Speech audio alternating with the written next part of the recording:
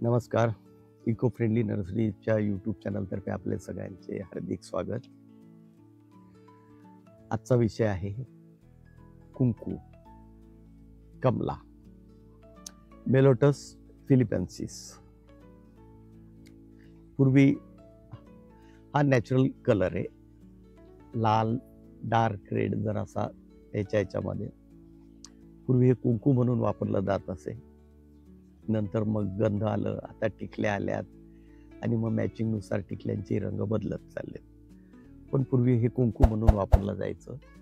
त्यानंतर हळदीमध्ये लिंबू आणि बाकीचे काहीतरी आपल्या प्रयोग करून हळदीपासून कुंकू बनायला लागलं. आता टिकल्या आलेल्या आहेत.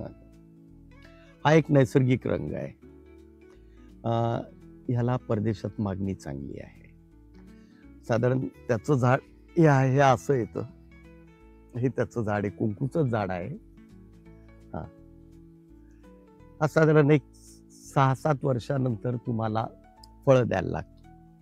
आणि फळात जसं आपण मागच्या ह्याच्यामध्ये बघितलं व्हिडिओमध्ये, की जसा बिक्साचं जे बी आहे त्याला जो ऑरेंज कलरचा हे रंग मिळतो आपल्याला, ती पावडर आपल्याला एक्स्ट्रॅक्ट करता येते.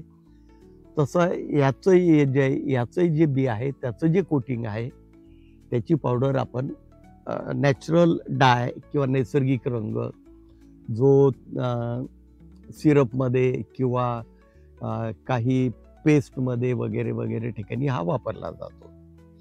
6 ते 7 वर्षानंतर याला 500 ग्रॅमापर्यंत तुम्हाला ही फळं मिळतात.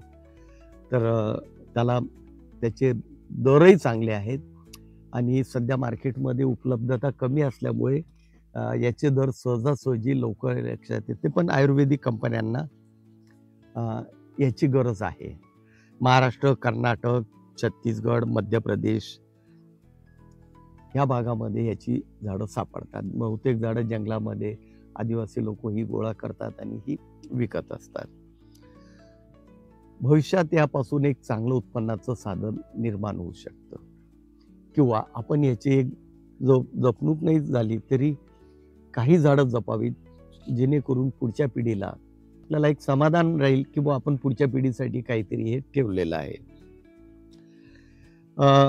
याच्यापासून कमला चूर्ण वगैरे वगैरे बरेचसे म्हणजे मिळतं आणि याच्या रंगाचाही दर चांगला आहे. म्हणजे जी पावडर निघते त्या पावडरचाही दर चांगला आहे. एक्सपोर्टला मागणी आहे. जर्मनी, युरोपियन कंट्रीजमध्ये याला नॅचरल कलर, याला डायसाठी वगैरे किंवा बऱ्याच ठिकाणी औषधामध्ये वापरला जाणारा हा हे आहे. आणि याच्या आयुर्वेदातही बरेच उपयोग आहेत. आपण शेती म्हणून हा आयुर्वेदाचे उपयोग करण्यात आपण डॉक्टर नाहीये. आपण आपल्या शेतामध्ये आपलं उत्पन्नाचं साधन कसं वाढवू शकतो किंवा त्यासाठी आपण काय काय पर्याय, जे आपण आता पारंपरिक शेती करतोय त्या पारंपरिक शेतीमध्ये आपण थोडेफार बदल करून याचं म्हणजे उत्पन्नाचं साधन कसं बनवू शकतो, त्या दृष्टिकोनातून आपण हा चॅनल सुरू केलेला आहे. माहिती योग्य वाटली चॅनलला सबस्क्राईब करा, लाईक करा, शेअर करा, मित्रमंडळींमध्ये शेअर करा, जेणेकरून ह्या वनस्पतीचा अवेअरनेस वाढेल. कदाचित मला माहिती नसलेली एखादी गोष्ट तुमच्या घरात आणखीन कोणाला माहिती असेल ते तुम्हाला सांगतील. हे ज्ञान कणाकणांनी वाढत राहील आणि हे कुठेतरी याची जपणूक व्हावी, हा आमचा उद्देश आहे. धन्यवाद.